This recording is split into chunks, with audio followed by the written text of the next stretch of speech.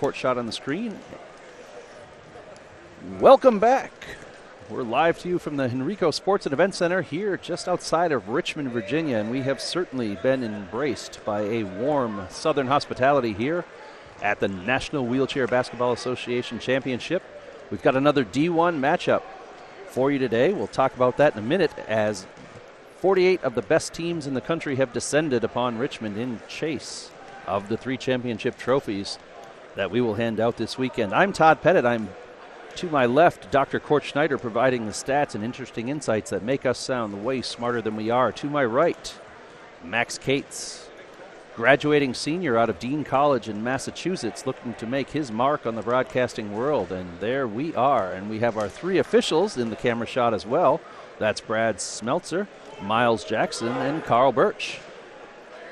So this is a rematch. We've seen both of these teams, the Charlotte Hornets taking on the Seattle Sonics. This is a 6 versus 10. This is a 6 versus 10 matchup, and we will be also featuring color commentary by 5-time Paralympian and 2 gold medals, Matt Scott, and he will be joining me to my left shortly. So we'll get him set up on the equipment. Max, what are your thoughts on this matchup that will lead the winner to the 5th place game? This is going to be an absolutely phenomenal matchup between both of these teams, and I'm excited to see what the Hornets are capable of doing about how they've just recently played. They really struggled yesterday when they played their own game. And then we, of course, have the Sonics. They had that incredible comeback that they did yesterday, and it was incredible to see how they came back versus the Halos. Ted was really dominant early on, but they found a way to shut him down, and they managed to get the win off of pure effort and grit, and you just love seeing teams pull out wins like this, especially when they're the underdog. And both of these teams featuring fairly short rosters, the Sonics suiting up 7 and the Hornets suiting up 6. So there will not be a lot of substitution opportunities for either of these 2 teams. And we will soon get the tones of 5-time Paralympian Matt Scott. And Matt, welcome to the broadcast. Hey guys, what's going on? We are just calling a lot of basketball action. We are on game number 8 of 15 for the weekend. Okay. And Matt, you, I assume, have met head coach Preston Howell, longtime coach of the Hornets, and then head coach Christian Burkett of the Sonics. What are your thoughts on this matchup in front of us? So you just mentioned the coaches, and that is going to be a key to this game. I mean, they obviously have a lot of experience. As you know, you mentioned that they've been to this tournament before. I'm really excited to see this game. There's a lot of experience out here. I see Ryan Nieswinder. He's got that look of a champion going on right now. Some of the Seattle faces I'm very familiar with. So this is going to be a very, very good matchup. And a reminder, we thank Performax for making this live stream possible. Performax Wheelchairs, empowering athletes and redefining limits for 25 years. I can personally attest to that. My son, David Pettit, personally fitted for his chair by the owner of Performax, Chris, who fit him for his chair as his freshman year at Mizzou. And it was a big step up in chair performance from what he used at the varsity level. So we've got a great tip today. This is the 6 versus 10 seed. Again, the Charlotte Hornets coming in as the 6 seed, Seattle as the 10 seed. How did they get here? Well, Charlotte won their first round against the Memorial Rehab Sharks, 60-46, and then dropped a game to the Marquette Eagles, 48-69. It was a thrashing by the Eagles, who looked very strong. The Seattle Sonics, the 10 seed, beating Rancho Halos in a great game, a 42-40 victory where the Sonics never led until the last few minutes of the game and trailed all the way, but kept in the game, gritted it out, gutted it out, and got the win. And then a loss to the 2nd seed, the MedStar NPH Punishers, and they lost that by 16. So we're just about at the opening tip, 45 seconds to go. We'll have play-by-play by myself, Todd Pettit, color commentary by Max Cates, and then 5-time Paralympian Matt Scott. Matt, I believe 2 of those Paralympian trips were golden, if I'm not mistaken. You are not mistaken. And you mentioned the 25 years of greatness from Performax. That was a big contributor to those gold medals. Having the best equipment allows you to be the best player you can be. And Performax was there every step of the way. So Matt, any insights? Last game we had the owner of Performax, Chris, on the court. Do you think his chair is tuned up or tweaked a little bit better than other Performax chairs?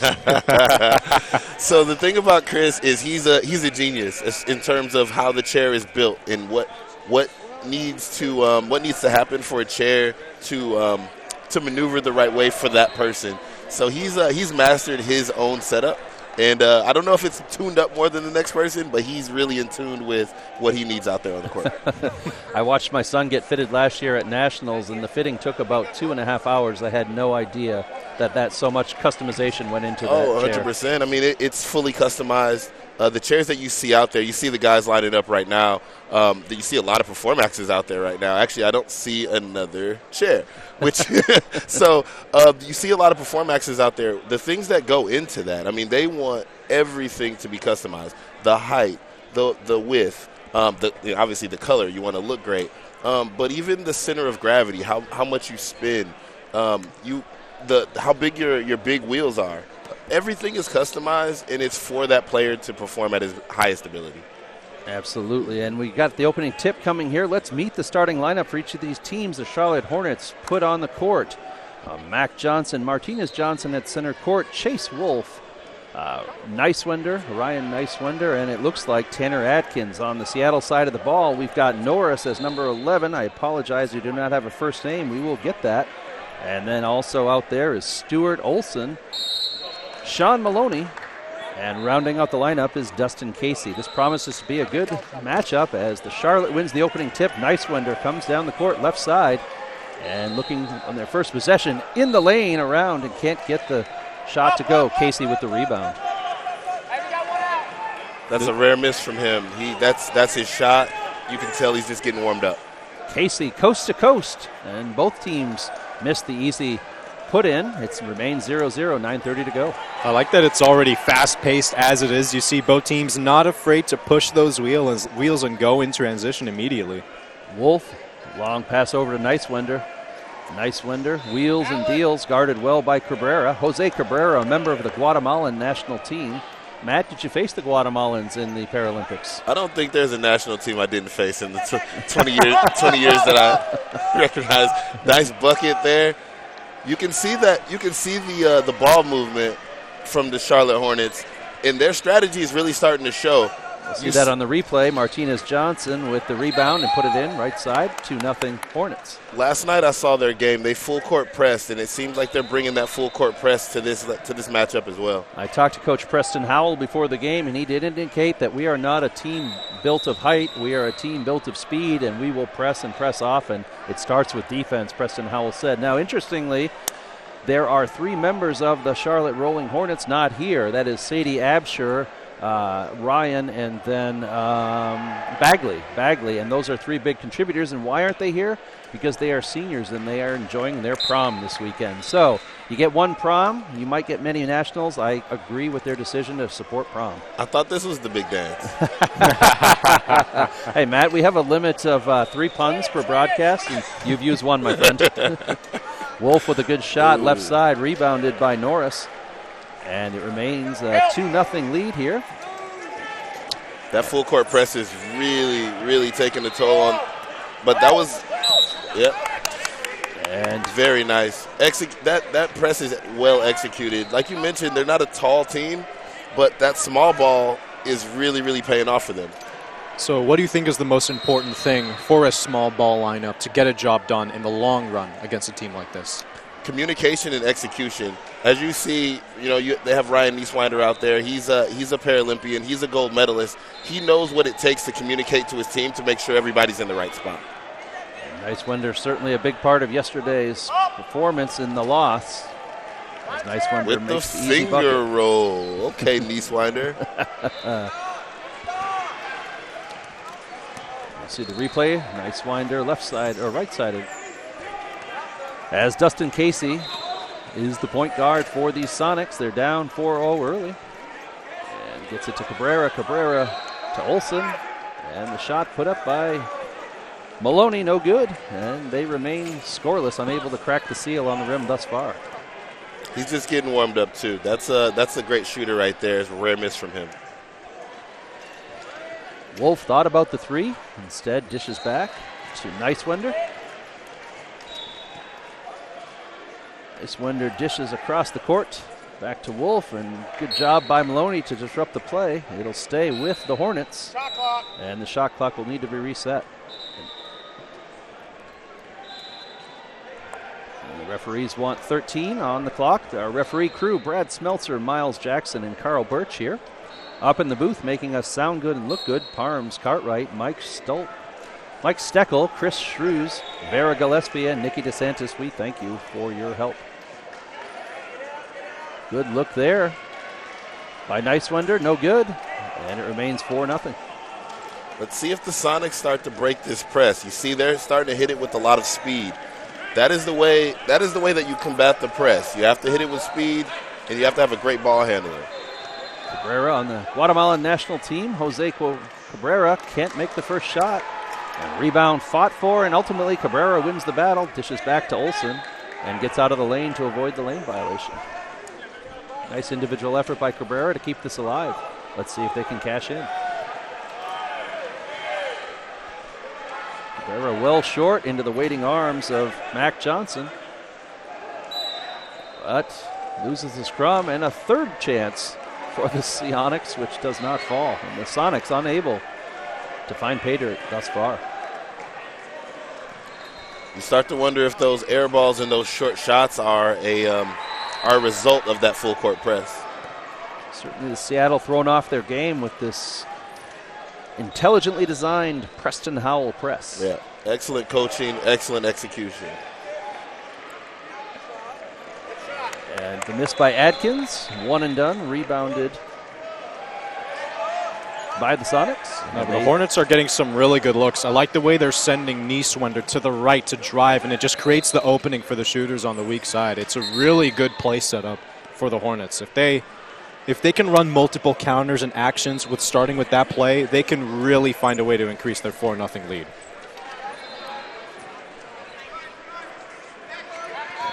Back in action. Sonics looking for their first score of this game. 4-0 here, 6 minutes left in the first quarter. Casey puts up a difficult shot. Didn't really set himself, and the Sonics have yet to really put up a high-quality shot. As I think that's enough for Coach Christian Burkett to take a timeout and steady his team. Matt, what is he saying in the huddle?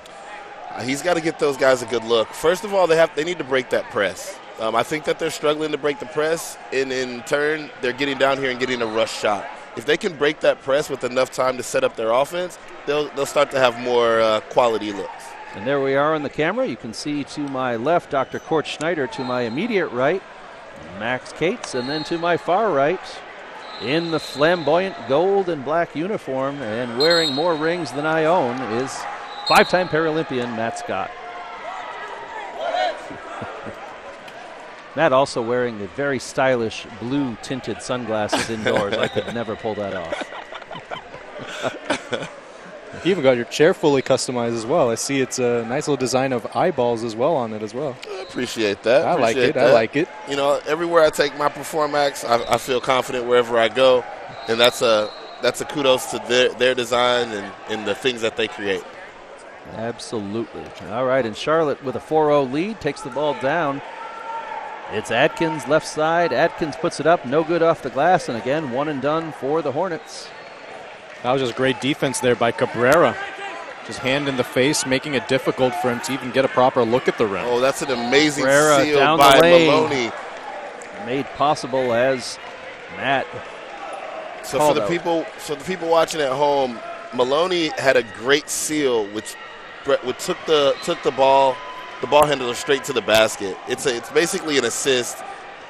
Amazing play. We'll see the replay, and number 20, Sean Maloney, for his fine play. Great pick up there by Stuart. He comes down the lane left side, bottled up by the speedy Hornets.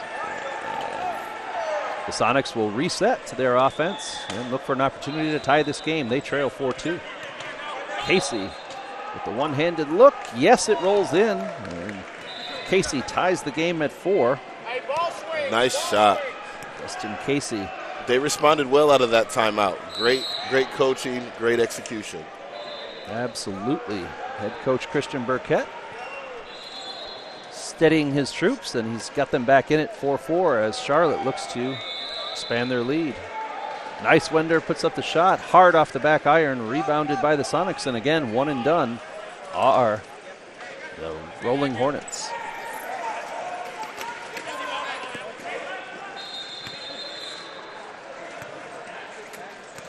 Maloney again with doing the dirty work, setting the picks. Oh. Great individual effort by Casey to keep that alive as the Hornets had looked to pick it off. Maloney, no good on the shot, but the long rebound to Cabrera, and Cabrera resets. Cabrera has been everywhere so far for the Sonics. Jose Cabrera puts it up, doesn't get the bank, and rebounded by Martinez Johnson. And we have two M. Johnsons on the court, Mark Johnson 32 and Martinez Johnson 42, so we'll use full names there. And the early foul drawn there by Tanner Atkins. It was an offensive foul. It's a chair position thing. And that would be a good one to discuss perhaps as we head into halftime.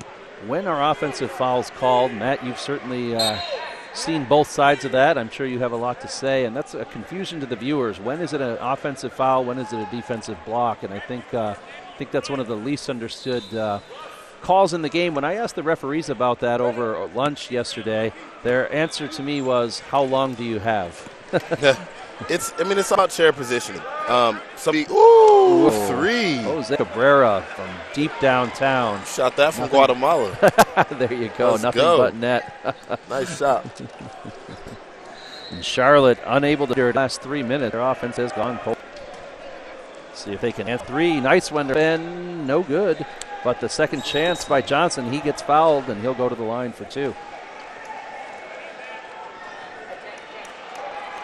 Again, revisiting position conversation. It's some of discretion, but making sure that you're in front of the player before you make contact. It's all about who initiates that contact as well. That's who's going to get the foul called on. And on the foul from Olsen, we'll see here on the replay, the nice three-pointer by Jose Cabrera. And I agree with Matt. He shot that from somewhere in Guatemala. Johnson's first shot, no good. And the Rollin Hornets remain on their scoreless streak. It's been 3 minutes as we see Angelique join us on the court. She's the wife of Chris, who owns Performax, and she came over to thank us for our work here, but really the thanks goes to Performax. Performax wheelchairs celebrating 25 years of impact on and off the court. And you can see that impact in real time as all 10 of the wheelchairs out there are Performax wheelchairs. And we're playing here at the highest level. There's 100 adult teams in the country. The top 48 have descended on Richmond. And this is a matchup in the highest bracket of the 6 versus 10. And if they're using Performax chairs, as Paralympian Matt Scott indicated, then that tells you something about the quality of the product. Timeout here. And again, if you're the Hornets, what do you say if you're Coach Preston Howell? They've been on a scoring drought for about 4 minutes. They started off really strong, and I think that their focus has been defense. I actually like their strategies. They just need to execute a little bit better offensively. I think they're taking it out of the Sonics by pressing, but then they need to also sort of recover on offense and start to get their offense back together. Yeah, so Preston Howell saying his team always leads with defense. He does that at both the prep level and the adult level. And as Matt said, perhaps the focus on defense has given them a lack of offensive rhythm. They were good early, and they've struggled late to find pay dirt. Casey will inbound for the Sonics. 7-4, low-scoring affair thus far here at the Henrico Sports and Events Center, just outside of Richmond, Virginia. One thing we have to take into account, another three. That's a good look. No good. Another thing we need to take into account is that this is not their first game of the weekend. So some of those shots might be tired arms. Yeah. The Sonics had an incredible game yesterday against that was against the Rancho Halos. Yes, and that was to get into the Final Four. And unfortunately they weren't able to win that game, but it was a hard-fought game. So some of these shots, being short, that's going to play a role. Yes, indeed. Each of these 16 teams in the D1 bracket all played 2 games yesterday with a couple notable exceptions, mostly the 15-16 seeds that will play their second games at 8 this morning. But, yes, fatigue certainly could be a factor. Oh, beautiful steal by Ryan Nicewinder. Nicewinder wheels and deals in the lane, finds the open Wolf. Wolf right side, gets fouled on the tail, go to the line. Smart play. You just see the experience from Ryan Nicewinder there. Gets this steal, doesn't have a selfish play, dumps it down to the big man for a smart foul. That was a brilliant play. Great play, and we'll see if he can earn it on the charity stripe. Foul on Dustin Casey, number 15, one of 2 combat wounded veterans on this Seattle Sonics team. Roman Rico, number 10, the other one. Roman not on the court right now, and the first shot by Wolf, no good, and the Sonics remain scoreless for 4.5 minutes now, uncharacteristic of the Charolette Rollin Hornets. They usually attack with fury. And there we go. It's a great shot. Chase Wolf, another great shooter. And it's 7-5, a 2-point game, a very low-scoring affair, a defensive struggle, and a great defensive play there by Wolf to cause the turnover. And driven out of bounds is Dustin Casey. And so Charlotte will get a chance to tie it on this possession. They trail, too. I think Casey just ran out of real estate there. He did. And tie it, no. They will go shot. ahead on the deep 3 by Chase Wolf. He's at 4. Yeah, Chase Wolf with 2 consecutive buckets there for the Hornets. Now puts them up by 1. Sonics to see now. They're down. Let's see how they respond. Good look by Jose Cabrera. He's got 7 of the 9 for the Seattle Sonics. I think both teams are starting to get their rhythm. They're starting to see where their points are going to come out of. They're starting to go to their go-to players. Ryan Nicewinder takes it to the hoop strong. Nicewinder on the return answers the bucket by Jose Cabrera, and it remains a 1-point game. Hornets holding on to a slim lead, 1:11 here to go in this first quarter.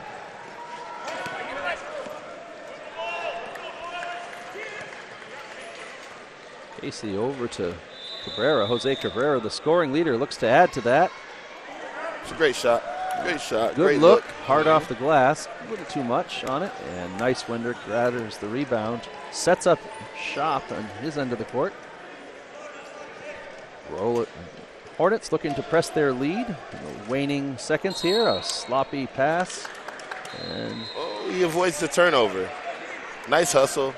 Nicewinder called for the foul. I gotcha. That is a turnover. And that foul called by referee Carl Birch.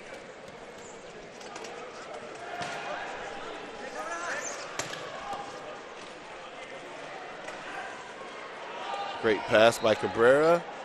Wide open look and just got the roll is Sean Maloney. That's more reflective of the Sean Maloney that I've seen shoot. He's a good shooter, especially from that wing. Way to focus and knock it down. Just had enough on it to roll in. Down it went, and the Sonics lead by 1. And another foul underneath here, and that'll put Nicewinder on the line. Let's see. I think that was Olsen, but let's see what our officiating crew has to say about that. As Brad Smeltzer comes to the scoring desk and says, no, that was Sean Maloney. Okay. Sean Maloney with the foul, a non-shooting foul. You're starting to see the aggression out of Ryan Nicewinder, handling the ball. And no call there. A little bit of contact. The referee says play on. You can see the frustration of the shooter there. It looked from here like there might have been a little bit of contact, but you know, there's always ref discretion. Maybe he thought that there was some chair position in there. And it's possible that our color commentator, Matt Scott, is sticking up for his fellow Paralympian, Nicewinder. It's hard to say. One thing we know is that the referee crew was closer than we were to the call. That's a fact. That's a fact. And as we end the first quarter, the Sonics lead 11-10. Matt, kind of an interesting first quarter. Both teams started off really sluggish, as you said. They started to find their rhythm in the second part of that first quarter. Where do you see this going? So I think that the coaching is really standing out here. You see that the Sonics were able to make a timeout when they were scoreless and came out and executed right away. They started to move the ball a little bit. They started to execute a little bit better offensively. I think one of the keys to the game is going to be this defensive execution. I know it's not really a high-scoring game, so who's able to get the most stops is my prediction of who's going to be able to take the victory.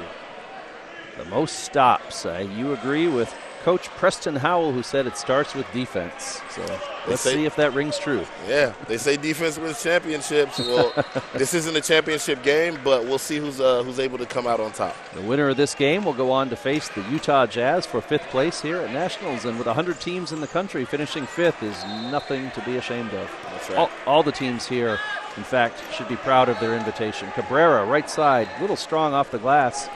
And one and done, rebounded by Wolf.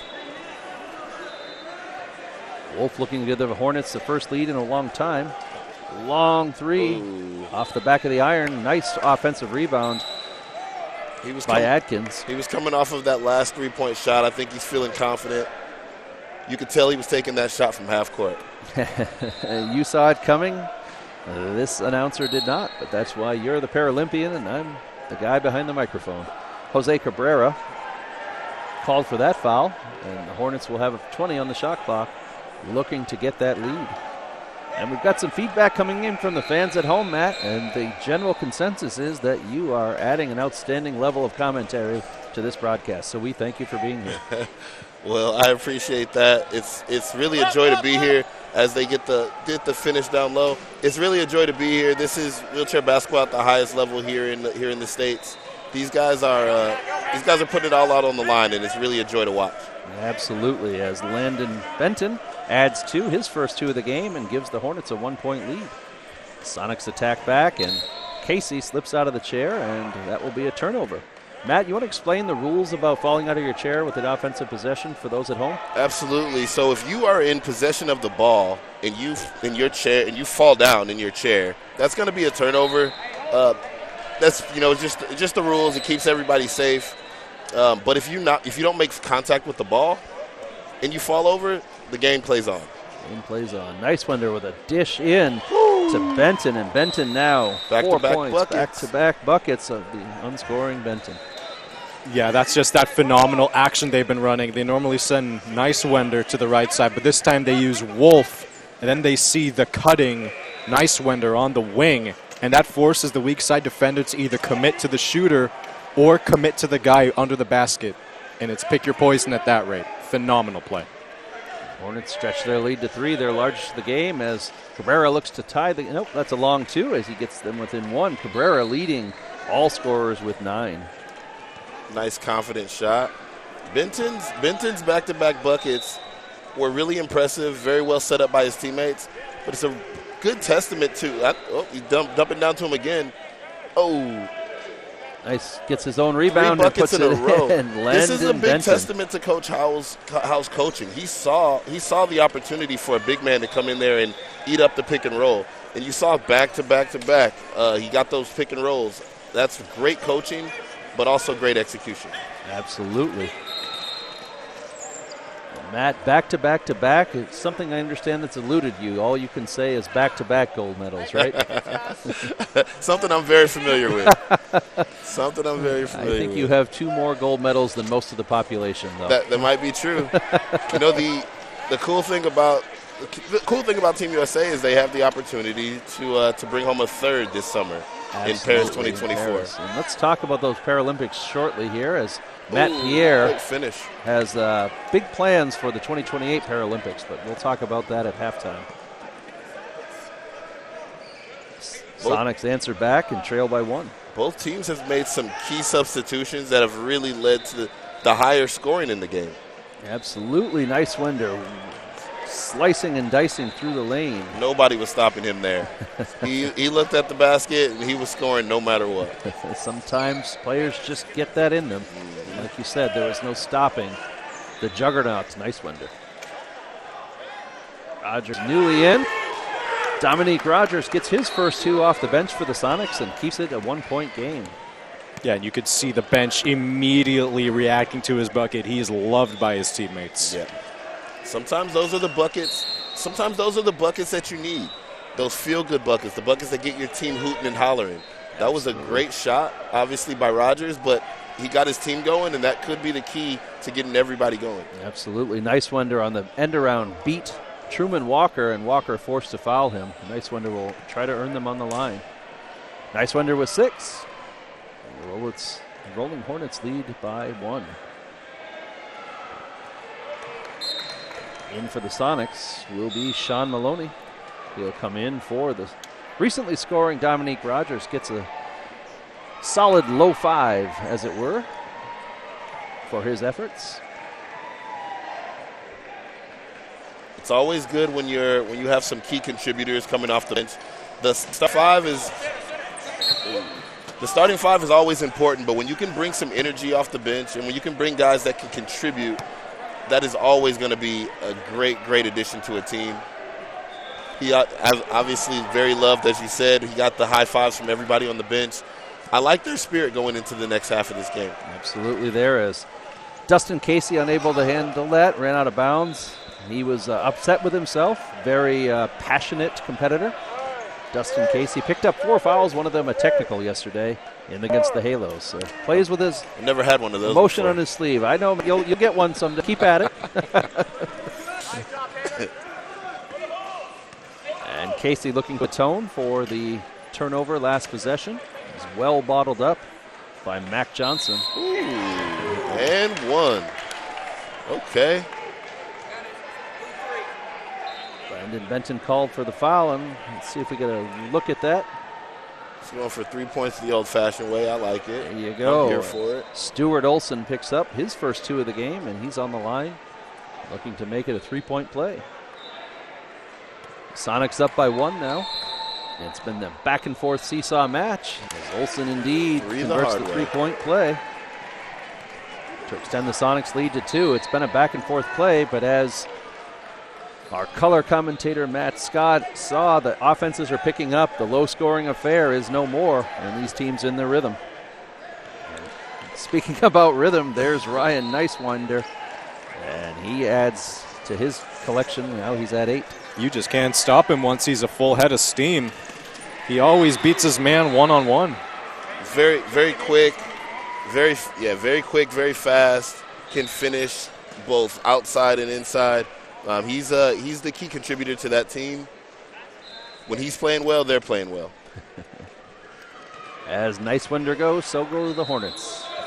A nice bucket by Olson after his 3-point play. Yeah, Olson's playing really well. It's a game all tied up, Sonics up by 2, but Olson with 2 consecutive offensive possessions where he's gotten the bucket. If Olson can get a third one, they may have to find a way to stop it from getting a look at all.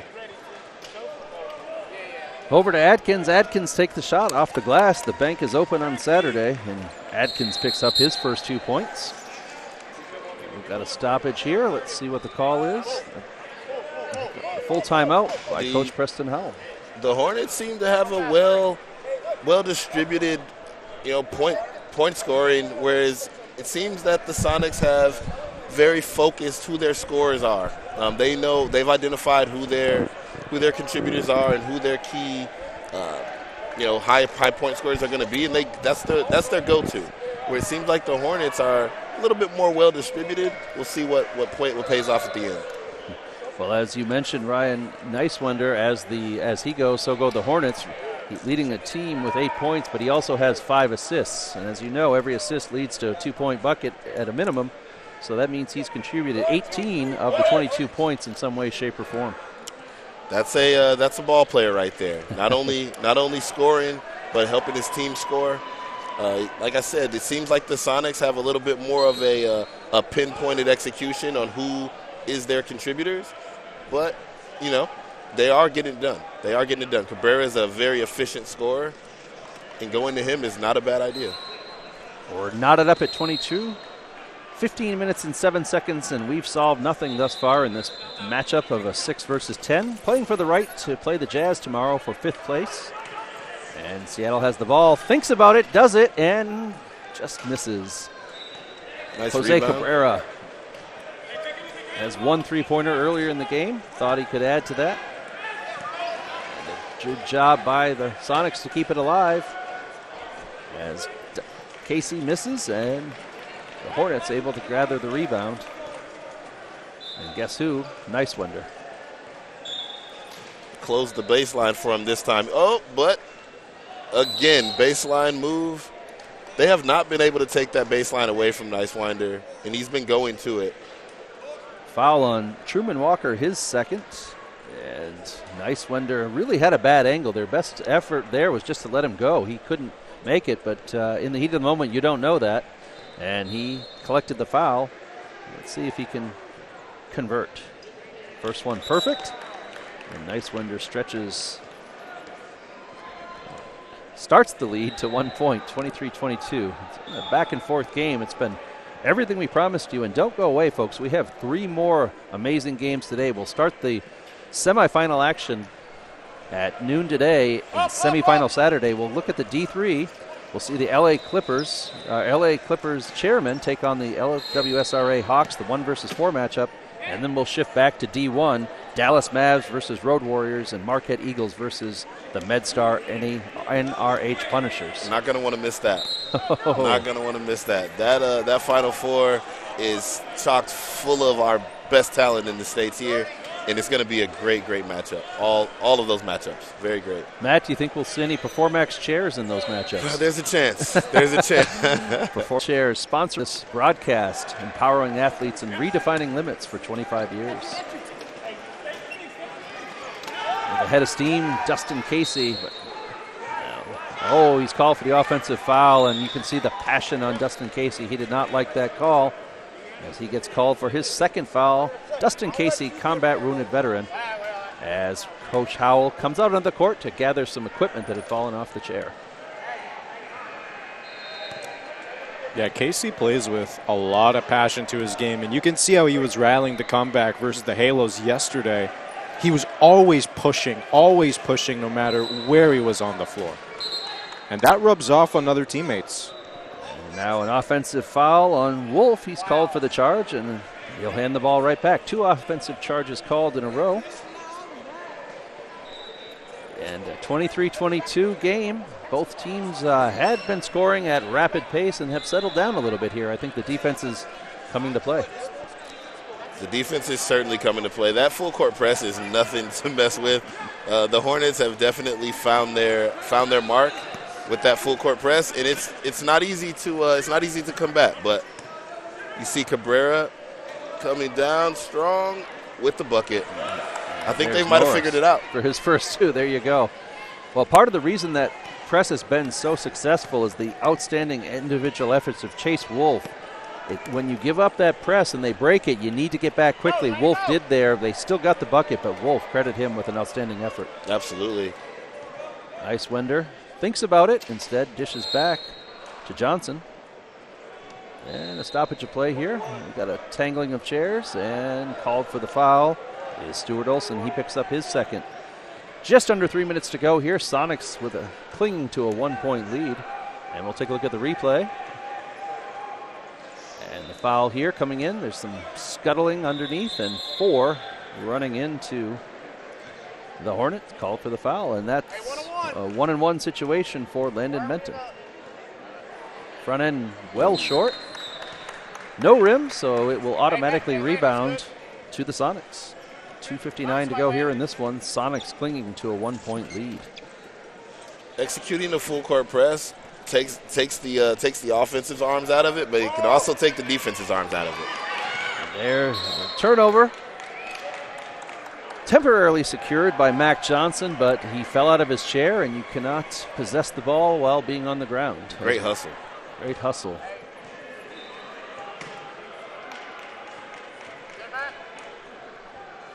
See a little bit of sportsmanship from his teammate, Chase Wolf, helping his teammate out. You got to love that. You see a lot of that out here in these games. You see a lot of camaraderie, a lot of sportsmanship. It's great to see. Yeah, Matt, I watched some of your tapes. I never noticed your teammates helping you out. I don't need any help. I'll pop right back up. And, of course, I'm kidding. Matt Scott, an outstanding teammate. There we go. Nice look.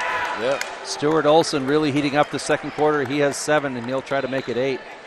This Sonics team, man, I love watching them play. Their ball movement is crisp, and they do get rewarded perfectly with a Stuart Olson and one who we remember plays for the Bulgarian national team. There you go. Quite a few national team players out here. That's awesome. It's great to see. We've got them all here. Combat wounded veterans, national level players, Paralympians. The best of the best is on display here in Richmond, Virginia at the Henrico Sports and Events Center. We're coming to you live with third round action at the Nationals Division I Adult. And Olson unable to convert the three-point play. 2:30 to go here in this one. And you look across the court, you see the head coach of the Mizzou Tigers, Ron Likens, and so we even have the collegiate level represented here. That's right. That's right. Ron Likens, a Paralympian coach in his past. Ron Likens is the greatest to ever do it. He's breaking down a game that he's not even coaching right now. You can tell because he really has a firm love for all of the players that he's coached, and I know Ryan being one of them. He might have coached some of these other guys as well. Ron Likens is the GOAT. He's shown that by winning at the highest level, both in the women's league, winning Paralympic gold, and also coming to the men's side, winning Paralympic gold there as well. Absolutely, and my son is a freshman for Ron Likens at Mizzou this year and had an outstanding year, and for all the reasons Matt Scott outlined, he chose Mizzou because of the quality individual that is Coach Ron Likens. Yeah, great coach, excellent human. And he also supports Performex, supplying his team with Performex chairs. All right, back to the action. It's Sonics by 3, and you can hear Coach Howell unhappy with the call. Just talking about initiating contact on the foul. What did you see, Matt? So, like I said, the ref's discretion is always going to be, what gets the call.